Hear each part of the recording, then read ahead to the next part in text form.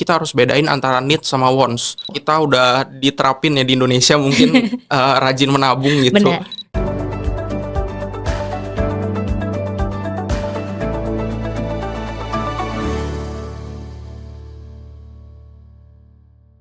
Hai Sobi, welcome to Potret, di mana kita akan bincang-bincang hangat seputar finansial, investasi, dan topik-topik menarik lainnya. Senang sekali saya Lena di sini bisa menyapa Sobi kembali dalam episode Potret kali ini. Bagaimana nih kabarnya Sobi semuanya? Semoga dalam kondisi baik dan sehat semua ya, amin. Nah, di episode Potret kali ini spesial kita kedatangan narasumber, yaitu anak muda atau seorang mahasiswa FEB UI. Nah, sedikit bercerita tentang latar belakang dari narasumber kita. Dia adalah seorang Chief Research ya atau Investment Officer dari KSPM FEB UI. Mungkin Sobi di sini ada yang udah tahu KSPM itu apa, dan bagi yang belum, Lena mau jelasin ya. KSPM itu adalah kelompok studi pasar modal, di mana ini adalah sebuah organisasi di tingkat mahasiswa untuk mengajarkan tentang pasar modal, mengenalkan dan untuk mendalami serta praktek langsung di dunia pasar modal. Dan menariknya nih, BNI Sekuritas juga mendukung kegiatan ini sebagai mitra strategis dalam edukasi pasar modal di tingkat mahasiswa. Langsung aja kita kenalan dengan narasumber kita hari ini. Halo, salam kenal Brian. Halo Kak Lena dan juga halo Sobi. Perkenalkan, nama saya Waynardi Brian Lee, biasa dipanggil Brian. Oke, Brian, kamu sekarang mahasiswa FEB semester berapa nih kalau boleh tahu? Semester 6. Kamu ngambil jurusan apa sih di FEB? Jurusannya manajemen, peminatannya keuangan. Oke, semester 6 berarti masih ada SKS ya ini ya sebelum menuju skripsi ya. Oke, nah kalau boleh tahu nih Brian, tadi kan di awal aku juga sempat mention ya, kamu itu salah satu anggota KSPM FEB UI. Kegiatan di KSPM itu ngapain aja sih? Kita lebih ke arah mengedukasi pasar modal untuk internal dan juga eksternal. Ditambah lagi juga kita melakukan research ya. Jadi kita melakukan penelitian terkait beberapa emiten ataupun perusahaan TBK seperti itu. Oh, berarti edukasinya itu nggak hanya di dalam anggota organisasi aja, tapi juga ke eksternal ya? Iya, ke eksternal juga. Oke, dan tadi salah satu yang aku dapat informasi juga yang sangat menarik nih, bahwa kamu adalah seorang Chief Research ya atau Investment Officer di KSPM FEB UI ini. Tanggung jawabnya apa aja sih kalau di KSPM itu sebagai Chief Research nih? Jadi untuk di Departemen Research sendiri itu ada 3 divisi di bawahnya. Itu ada divisi Asset Management, Investment Studies, dan juga ada Investment Lab yang fokusnya berbeda-beda, di mana untuk asset management sendiri itu lebih ke arah mengelola aset dari KSPM itu sendiri. Untuk investment studies kita lebih ke arah research seperti research emiten dan sebagainya, sementara investment lab itu kita lebih fokus ke edukasi di internalnya seperti itu. Oke, wah luar biasa sekali ya. Nah, kalau dari cerita kamu ya, aku dapat simpulkan bahwa kamu ini udah mengenal banget dunia pasar modal ya, terutama juga investasi. Pasti udah investasi juga dong. Ya. Nah, dari situ aku mau ngajak kamu bahas topik yang sangat menarik nih, dan tentunya relate dengan dunia investasi. Dimana kalau kita berinvestasi itu kita juga butuh pengelolaan keuangan yang baik, atau kita butuh untuk mengatur spending cap. Kamu udah pernah denger gak sih sebelumnya tentang spending cap ini? Udah. Kebetulan juga menerapkan spending cap. Jadi di hari-hari lebih ke arah kita harus punya batasan ya, maksimum itu untuk spending sesuatu itu seperti apa. Nah, dari maraknya sosial media yang memberikan banyak informasi, itu secara nggak langsung juga berpengaruh terhadap behavioral dari kita, pengelolaan keuangan. Kalau dari Brian sendiri, pernah nggak sih kamu kayak terpengaruh untuk membeli suatu barang yang sebenarnya kamu nggak butuh-butuh banget dari sosial media tuh? Mungkin pernah ya dulu, cuman mungkin setelah tahu spending cap ini, dan juga kita karena belajar ekonomi, jadi kita harus bedain antara needs sama wants. Jadi lebih ke arah apa yang kita lihat di sosmed, mungkin kita bisa tergiur, tapi kita lebih harus memikirkan apakah kita benar-benar butuh barangnya atau enggak. Kalau misalnya itu cuman sekedar hanya FOMO atau karena ikut-ikut orang atau hanya karena kemauan, mungkin lebih baik kita keep dulu sih, karena lebih baik untuk alokasi hal-hal yang lebih penting atau yang memang benar-benar kita butuhin seperti itu. Setuju sih sama kamu. Kita harus netapin batasan awal ya, dimana apa yang jadi kebutuhan, apa yang jadi keinginan kita sendiri, sehingga itu bisa kita dapat mengatur keuangan dengan baik. Nah, tadi kan Brian juga mention udah mengenal spending cap, udah nerapin juga kan gitu.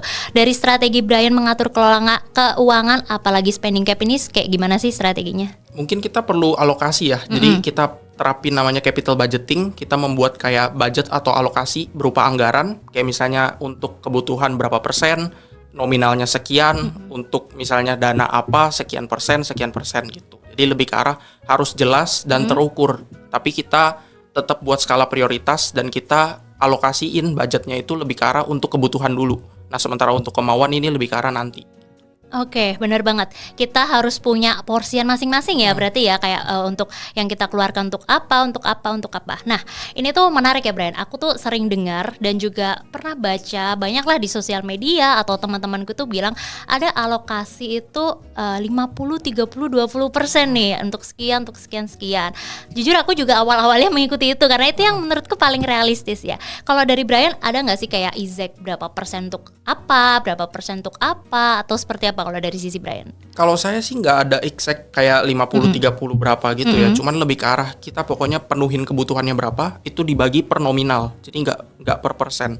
Karena income-nya sendiri itu kan sifatnya nggak stabil kalau Gen Z. Mungkin ada capital gain dari saham dan sebagainya, itu yang membuat income kita berbeda-beda.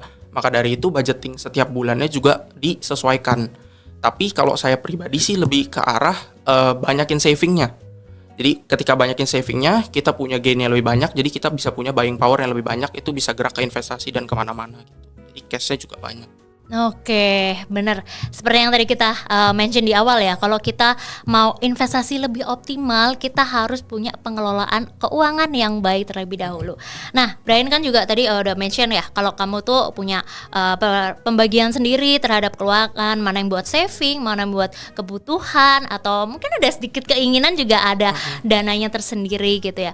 Tapi aku penasaran, kamu itu sadar untuk melakukan batas keuangan itu sejak kapan sih kalau boleh tahu?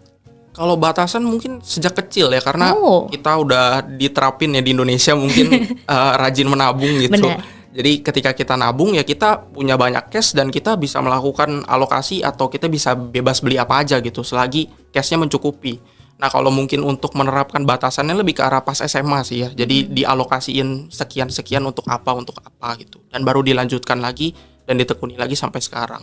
Benar sih, karena semua itu karena dari habit, dari kebiasaan, sehingga kita bisa konsisten. Jadi dari sisi kamu juga aku bisa memahami ya bahwa kalau dari sisi Brian dan juga aku setuju kalau misalnya dalam spending cap ini atau mengatur keuangan ini itu bukan yang kita harus irit yang sampai sebagaimana, tapi ya kita tahu porsian kita masing-masing ya. Kalau memang kita ada segini budgetnya untuk kebutuhan ini dan kita masih bisa, ya nggak ada salahnya. Tapi kalau memang itu sudah di luar budget, apalagi yang nggak sesuai yang kamu butuhkan, jatuhnya keinginan itu bisa dikontrol lagi. Nah, ngomong-ngomong soal itu, bagaimana Brian itu dari yang mengatur keuangan dan dengan baik sampai akhirnya kamu bisa mengalokasikan sebagian keuanganmu itu ke investasi. Investasi sendiri kita harus pastikan bahwa income kita itu surplus daripada expense. Jadi income dikurangin expense, kita masih punya surplusnya nih, net balance-nya. Baru kita bisa pakai sebagai buying power untuk investasi. Jadi pendapatan yang kita dapatkan itu harus dikurangin kan dengan beban atau kebutuhan yang kita pakai gitu uangnya. Nah, sisanya itu baru kita pakai untuk investasi. Oke, berarti kamu dari SMA ya? SMA mengenal investasi. Ini kamu mengenalnya tuh karena baca suatu buku atau orang investasi akhirnya kamu tertarik, atau dari mana nih kamu mulai mengenal investasi itu? Sebenarnya kenal kan karena kita Gen Z, kita udah main sosmed mungkin dari sejak SD SMP ya. Nah, kita jadi banyak lah terpengaruh sama berita ekonomi, data-data perubahannya seperti apa. Dan juga waktu SMA kan kita belajar accounting. Jadi dari accounting itu sendiri kita belajar gimana laporan keuangan itu dari neraca, balance sheet, terus financial statement dan sebagainya. Dari situ kita kulik-kulik dan bisa langsung jadi ngepoin lah dalam tanda kutip itu ke emiten-emiten atau perusahaan TBK gitu. Jadi bisa dianalisa dan juga barulah dari situ bisa mengenal pasar saham. Jadi dari fundamentalnya dulu seperti apa. Iya sih, dari SMA udah belajar accounting berarti kamu ngambil penjurusan IPS. IPS. Sekarang makanya make sense ya, kamu juga ngambil manajemen. Di manajemen apa peminatannya? Keuangan. Oh ya, ada hubungannya lah. Kamu ingin mendalami itu ya.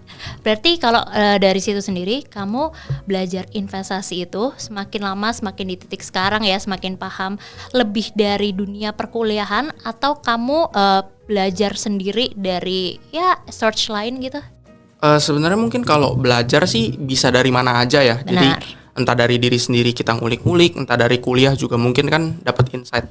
Seperti tadi waktu SMA jadi udah belajar accounting, terus di kuliah juga lebih ke arah analisis fundamental kan. Kita dapat pengantar akuntansi lagi, terus belajar manajemen keuangan, analisis laporan keuangan. Nah kayak gitu itu related ke analisis fundamental untuk di saham sendiri. Nah baru dari situ mungkin kulik-kuliknya ke analisa teknikal dan juga analisa transaksi. Jadi untuk keputusan investasi itu lebih ke arah mengcombine semua analisis-analisis tadi untuk mendapatkan investment decision atau keputusan investasi. Berarti kamu ini emang orangnya suka angka-angka gitu ya? Lumayan suka. Nggak capek gitu ngeliat angka-angka? Enggak, seru. Oh, oke. Jarang sih, cuman keren banget Gen Z kita satu ini tuh. Bisa buat kita motivasi ke depannya. Nah, tadi soal investasi juga kamu udah paham ya bagaimana kamu punya target juga, punya pandangan juga ke depannya. Aku penasaran nih, kalau sampai sekarang kamu tuh lebih ke trading atau investasi nih? Lebih ke trading ya mungkin ya. Jadi swing trading atau momentum trading. Jadi mungkin sekitar 2-4 bulan itu play-nya around segitu, terus take profit and then cari saham lain. Dari awal banget kamu mulai investasi sampai sekarang masih stay jadi trader nih? Mungkin kalau awal-awal sih investing ya. Jadi kenal dari saham-saham blue chip dulu di zaman itu karena cenderung aman dan volatilitasnya juga rendah. Jadi ya mungkin namanya pemula dan juga dulu belajarnya value investing, jadi lebih ke arah saham blue chip. Cuman karena sekarang harus ngikutin tren dan adaptasi juga dengan kondisi pasar, ya udah jadinya swing trading seperti itu. Tapi kan di satu sisi kamu juga ada jadwal kuliah ya. Itu kamu gimana tuh ngaturnya tuh? Jadi mungkin kita pakai analisa teknikal ya Kak ya. Jadi lebih ke arah entry atau masuknya itu lebih disesuaikan. Jadi harus lebih low risk dan kita kan tadi mau nge-holdnya selama 2-4 bulan. Jadi entry-nya agak jauh dan juga take profit-nya agak jauh. Jadi saya juga nggak perlu ngeliatin yang setiap hari banget dipantau kondisi pasarnya seperti apa, transaksi bid overnya seperti apa. Nggak sih. Dari pengalaman Brian sendiri, coba dong ceritain kayak kamu pernah nggak sih loss-nya tuh yang loss banget gitu? Yang loss banget kalau misalnya realize sih pernah. Cuman kalau misalnya yang kayak tadi ya terjun payung tiba-tiba karena misalnya lagi kuliah atau apa, pernah juga itu di tarif Trump karena IHSG juga sempat trading halt 2 kali. Nah mungkin itu. Dan kemarin-kemarin juga beberapa hari kan ada flash dump ya. Jadi ada flash crash. Nah itu juga ya lumayan drawdown-nya. Tapi kamu tuh tipe yang kan saat kita itu apalagi kalau dari awal, sekarang kan kalau profesional mungkin kita lebih berpikirnya secara matang ya. Tapi kalau misalnya di awal-awal ketika kamu mengalami penurunan yang sedemikian persen untuk saham kamu sendiri, kamu tuh lebih ke tipe yang kamu bakal lebih agresif lagi atau kamu bakal yang oke, aku calm down dulu, aku rehat dulu, aku baca baik-baik dulu, lalu aku mulai lagi. Kamu tipe yang seperti apa nih? Saya sih kebetulan karena mungkin yang tarif Trump kemarin juga posisinya sebenarnya lebih banyak cash sih. Jadi drawdown-nya juga kena sedikit. Nah, kalau misalnya ada crash-crash seperti itu, saya justru cenderung lebih agresif lagi karena saya merasa itu jadi timing untuk kita buy on weakness dan dapat diskon besar gitu di emiten yang memang perusahaannya bagus seperti itu. Oke, tadi berbicara soal pengalaman Brian ketika sempat down dan akhirnya bisa bangkit kembali gitu ya. Dan kamu sekarang melanjutkan untuk lebih punya strategi baru lagi dong ya pastinya dari situ. Nah, kalau buat kamu pernah profit sampai berapa persen nih? Aku penasaran nih. Multi bagger mungkin ya. Wow. Belakangan kan ya lumayan lah, marketnya enak soalnya IHSG-nya all time high terus jadi ya enak. Oke, berarti dari situ kamu pasti semakin semangat lagi ya untuk setelah mendapatkan profit sekian, kamu udah paham nih celahnya di mana, strateginya di mana. Kamu pasti semakin semangat untuk menjadi trader. Tapi di saat aset kamu udah besar, udah stabil lah, kamu udah ahli lah membaca momentum, membaca analisa. Ada nggak sih di masa, ya kita nggak tahu di masa depan, di masa mendatang, kamu mulai memikirkan untuk membuat bantalan atau ya diversifikasi ke produk-produk lainnya gitu? Kalau saya sih mungkin ada ya, tapi mungkin nanti di masa tua itu mungkin ya mungkin stop trading dan mungkin pilih aset-aset yang sifatnya lebih low risk, mungkin reksadana dan sebagainya. Karena kan sebenarnya reksadana tuh juga dikelola sama manajer investasi. Jadi ibaratnya kita mempercayakan uang kita kepada orang yang lebih ahli. Mungkin diversifikasi aset ya maksud kasar. Jadi itu ketika mungkin udah nggak bisa on time di saham atau nggak bisa mantau lah kasarnya seperti itu. Tapi kan seperti yang aku pelajarin juga nih Brian ya, aku kan juga ngulik-ngulik nih.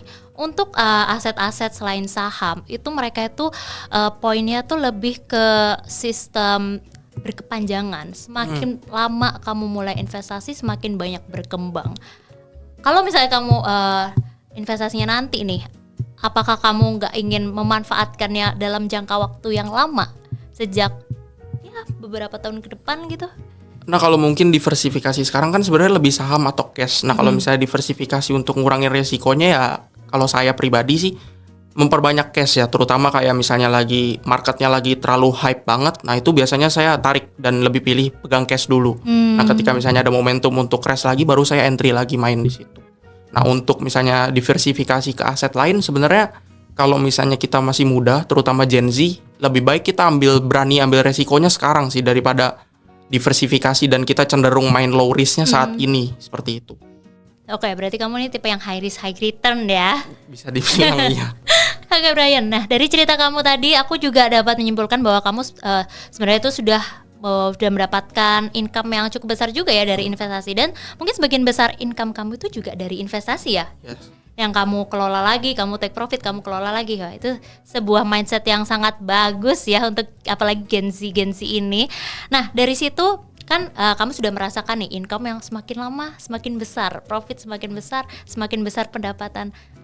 Balik lagi ke spending cap, apakah kamu akan mengatur porsi-porsi spending cap kamu ketika pendapatanmu semakin besar, atau kamu bakal tetap konsisten nih sesuai aturan awal main kamu? Mungkin harus perlu adaptasi ya. Jadi mungkin spending cap-nya akan berubah jadi lebih lebar dan juga lebih besar kan. Iya. Cuman ya mungkin karena tadi peningkatan asetnya semakin besar juga itu mendorong kemauan kita nih jadi semakin banyak. Nah itu yang jadi PR sih. Nah itu tetap kita harus ngatur, tetap prioritasin kebutuhannya dulu. Cuman karena asetnya besar tadi, jadi ya kemauannya juga akan semakin banyak. Nah itu yang harus kita lebih dijaga-jaga lagi lah, kira-kira bagusnya seperti apa. Nah itu dia Sobi, kalau misalnya kita pendapatannya semakin besar juga, kita juga harus bisa melakukan self control. Bukan berarti penghasilan besar kita juga menyesuaikan pengeluarannya juga ikut besar ya. Padahal kita kan juga bisa save lebih berarti ya. Kalau pendapatan besar kita bisa save lebih, bukan kebutuhannya yang dilebihkan ya. Nah oke, menarik banget dari situ. Kalau misalnya nih sebaliknya, ketika kamu pendapatannya nggak sebesar setiap bulan ya, kita nggak tahu ya nasib orang atau keadaan market gimana. Pendapatanmu tiba-tiba drop nih dari saham ya namanya apes, nggak ada yang tahu ya hari apes kapan, bulan apes kapan. Itu juga akan mempengaruhi kamu untuk memangkas kebutuhan, atau strategi kamu seperti apa tuh? Itu tergantung kondisi ini ya, lebih ke arah portofolio aset saat ini seperti apa. Tapi kalau misalnya saya biasanya tetap ada untuk bantalan cashnya, itu tetap ada gitu. Jadi dipisahkan antara mana yang untuk investasi, mana yang untuk kebutuhan hidup. Jadi ini balik lagi kita relate dengan cara pengelolaan keuangan. Jika kita bisa mengelola keuangan dengan baik, kita bisa mengalokasikan semua dengan baik, termasuk investasi ya. Pasti lebih optimal karena kita tahu batasan itu di mana, dan kita juga harus konsisten ya. Jangan ininya berubah, ininya ikut berubah. Nanti berarti berubah semua dong, kita nggak punya tujuan dong ya. Nah dari situ juga berarti Sobi juga harus mulai sekarang memiliki spending cap alias batas maksimal dalam pengeluaran. Ini bisa diperiodekan ya, mau periode bulanan atau tahunan gitu. Kalau Brian sendiri untuk spending cap atau batasan itu dilakukan setiap bulan, akan dievaluasi atau mengalir setahun atau seperti apa nih? Lebih ke mengalir aja sih Kak, mungkin 6 bulan lah baru dievaluasi. Kamu ceknya ada ini gak sih? Aku kan sering lihat TikTok juga nih. Ada orang yang bikin spreadsheet kayak dimasukin pengeluaran bla bla bla bla bla, struk nota gini detail lah. Atau kamu tipe yang seperti itu juga, atau kamu ya punya evaluasi garis besar sendiri lah? Evaluasi garis besar sendiri ada sih, tapi mungkin biar gampang ya. Bisa juga sih sebenarnya pakai spreadsheet gitu, cuman kalau saya maunya simple, jadi lebih ke arah mungkin pakai aplikasi ya kayak tracker gitu aja. Oke, berarti tetap ada detailing ya pengeluaran. Akhirnya dari situ kamu evaluasi gitu. Oke, menarik ya. Kita sudah mendapatkan banyak insight nih dari Brian, di mana antara investasi yang optimal itu sangat relate juga dengan cara kita mengelola keuangan dengan baik. Kita harus punya batasan-batasan ya terkait spending cap tadi juga. Brian juga sudah menjalankannya juga ya dengan kebiasaan yang membuat ia konsisten sampai sekarang. sekarang. Nah, sebagai penutup nih, kita sudah mendengar banyak pengalaman, testimoni dari Brian sendiri. Sebagai penutup, coba aku mau Brian kasih tips nih atau insight lah buat Sobi secara garis besar terkait topik hari ini, baik dari spending cap maupun investasi. Silakan Brian. Pertama, nerapin spending cap itu penting banget ya teman-teman. Jadi kita harus dipisahin antara kebutuhan dan juga keinginan tadi. Yang kedua, kalau misalnya kita terlalu impulsif atau terlalu boros, kita mementingkan kemauan daripada kebutuhan kita, itu juga bakal nimbul namanya opportunity cost. Dimana kalau misalnya kita menggunakannya untuk kemauan, nah kira-kira nanti akan ada sesuatu peluang yang hilang yang kita jadi nggak bisa gunain untuk kebutuhannya. Dan yang ketiga, mungkin spending cap juga bisa diterapin di investasi. Jadi investasi ini kita tetap punya batasan kira-kira untuk entry-nya seberapa besar, itu juga kita bisa pakai spending cap seperti itu. Luar biasa. Semoga Sobi menyaksikan ini bisa mencatat dengan baik. Keluarkan buku catatan kalian. Apa tadi bisa diterapkan juga ya, mungkin bisa buat strategi baru juga ya buat Sobi jalanin mengatur keuangan ke depannya. Terima kasih banyak Brian yang sudah memberi banyak sekali insight buat saya juga dan juga seluruh pendengar kita di sini, buat sobi-sobi terutama yang menyaksikan ini. Mungkin sebagian besar ada yang Gen Z ya, supaya bisa mulai mengatur keuangan dan jika pengelolaan keuangannya bisa berjalan dengan baik, bisa coba investasi dan investasi bisa dijalankan dengan lebih optimal itu tadi. Terima kasih buat sobi juga, mungkin di sini ada dari teman-teman baik mahasiswa juga ya mungkin ya ingin belajar terkait pasar modal, itu bisa nggak sih kita ada kayak channel khusus nggak dari KSPM itu sendiri untuk di luar kita yang di luar FEB UI ini bisa belajar pasar modal? Bisa ya, jadi teman-teman bisa ke Instagram KSPM FEB UI, itu ada channel di Instagram dan juga ada link di bio kita. Itu kita ada community di WhatsApp yang sifatnya gratis, jadi buat teman-teman bisa langsung masuk. Itu biasanya kita suka kasih research emiten di dalam situ. Jadi teman-teman yang mau belajar juga bisa banget lewat platform KSPM FEB UI. Oke, berarti itu WhatsApp channel ya, Yes. Terbuka untuk umum ya. Terbuka untuk umum. Nah, buat yang mau belajar investasi nih, mungkin susah ya belajar sendirian ya, pasti susah belajar sendirian. Butuh insight baru dari teman-teman KSPM FEB UI, bisa join channel WhatsApp-nya. Nanti kita juga lampirkan di deskripsi yang ada di video ini. Ya, terima kasih banyak Brian, dan Sobi juga jangan lupa untuk mengikuti promo dan program menarik dari BNI Sekuritas untuk meningkatkan edukasi terkait pasar modal, baik di sosial media kita maupun program-program kita yang sedang berjalan. Terima kasih Brian yang sudah menyempatkan waktunya hari ini. Semoga kedepannya Brian bisa lebih cuan lagi ya dalam investasi. Amin. Sehingga bisa menginspirasi banyak generasi muda di tempat-tempat lainnya juga ya. Dan sekian episode Potret kali ini. Saya Lena dan juga ada Brian di sini. Pamit undur diri. Sampai jumpa di episode Potret selanjutnya dengan narasumber dan topik-topik menarik lainnya. Bye bye. Salam cuan. Salam cuan.